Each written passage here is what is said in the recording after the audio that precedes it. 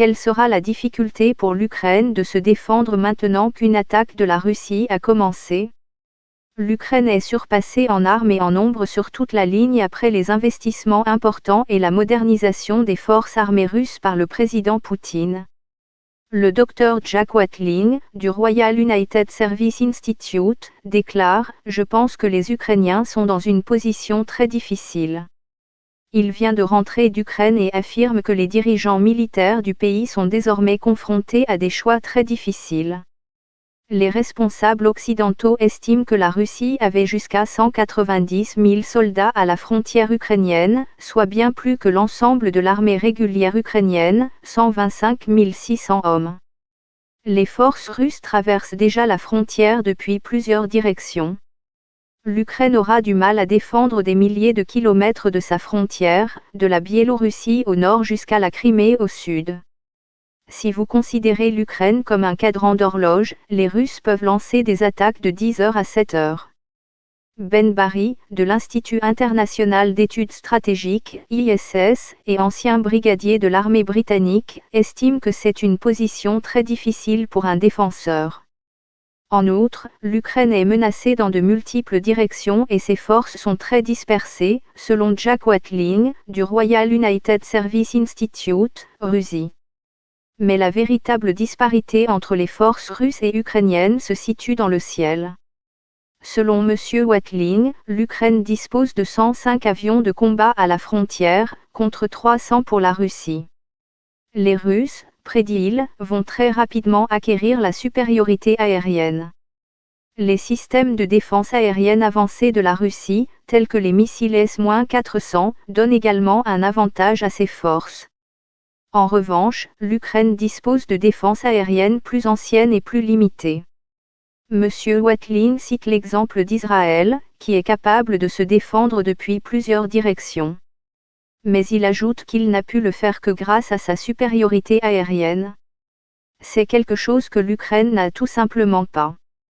Selon Ben Barry, Moscou a développé sa propre version de Shock and Away, choc et stupeur, avec une artillerie aérienne, des missiles et des roquettes à longue portée intégrées. Elle permet aux Russes d'attaquer de loin les centres de commandement et de contrôle, les dépôts de munitions, l'armée de l'air et les défenses aériennes de l'Ukraine. Cela semble avoir déjà commencé, avec des attaques de missiles de croisière sur des cibles proches de la capitale Kiev. Selon M. Watling, les Russes disposent d'un arsenal très important d'armes et de capacités modernes auxquelles l'Ukraine n'a pas de réponse comme les systèmes de missiles de croisière et balistiques Iskander. L'Ukraine a récemment reçu des fournitures d'aide létale des États-Unis et du Royaume-Uni, mais il s'agit essentiellement de missiles RR à courte portée et d'armes anti-chars. En bref, la Russie est plus forte que l'Ukraine. Avec la supériorité aérienne et les armes à longue portée de la Russie, le danger pour les forces ukrainiennes est qu'elles soient rapidement clouées au sol. Les forces ukrainiennes pourraient être empêchées de manœuvrer et de se repositionner pour faire face à l'avancée russe depuis n'importe quelle autre direction, estime M. Watling. Bon nombre des unités ukrainiennes les mieux entraînées et équipées se trouvent dans l'est du pays près de la ligne de contrôle de Louhansk et de Donetsk où des combats ont lieu depuis 2014. Cependant, les forces armées ukrainiennes sont mieux entraînées et équipées qu'elles ne l'étaient lorsque la Russie a envahi la Crimée. Selon M. Barry, les unités et les soldats ont acquis une expérience utile du combat contre les séparatistes soutenus par la Russie dans l'est du pays. Mais il ajoute qu'ils ont surtout été impliqués dans une guerre de tranchées linéaires et que les exigences de la guerre de manœuvre seront beaucoup plus difficiles. Les forces russes sont capables de se déplacer rapidement grâce à des lance-roquettes et des missiles mobiles et à des défenses aériennes. Les troupes russes ont également été endurcies au combat lors de l'invasion de la Crimée et en Syrie. Si les combats pénètrent dans les villes d'Ukraine, cela pourrait donner une chance aux forces ukrainiennes. Un défenseur bien préparé peut rendre les combats urbains difficiles et sanglants pour tout attaquant comme l'ont montré Stalingrad pendant la Seconde Guerre mondiale et plus récemment Mossoul en Irak. Ben Barry pense que les forces russes pourraient, dans un premier temps, essayer d'éviter les villes. Mais il pense qu'il est très peu probable que les Russes puissent éviter les combats urbains, notamment à Kiev, compte tenu de son importance politique. Jack Watling estime que si l'Ukraine parvient à défendre correctement ses villes, elle pourrait tenir bon pendant un certain temps. Les armes anti-chars légères fournies par les Britanniques, également connues sous le nom de NLAW, peuvent être utiles dans les combats rapprochés, où les forces ukrainiennes peuvent se déplacer à l'abri des bâtiments. Un nombre inconnu de civils pourrait également prendre les armes.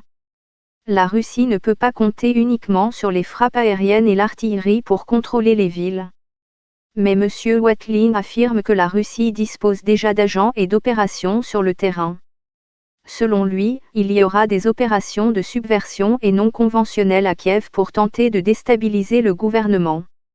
La Russie, ajoute-t-il, tentera également d'encercler les villes et d'utiliser de l'artillerie à longue portée pour cibler les poches de résistance, puis d'utiliser des forces spéciales et des agents pour assassiner essentiellement les dirigeants de la société civile.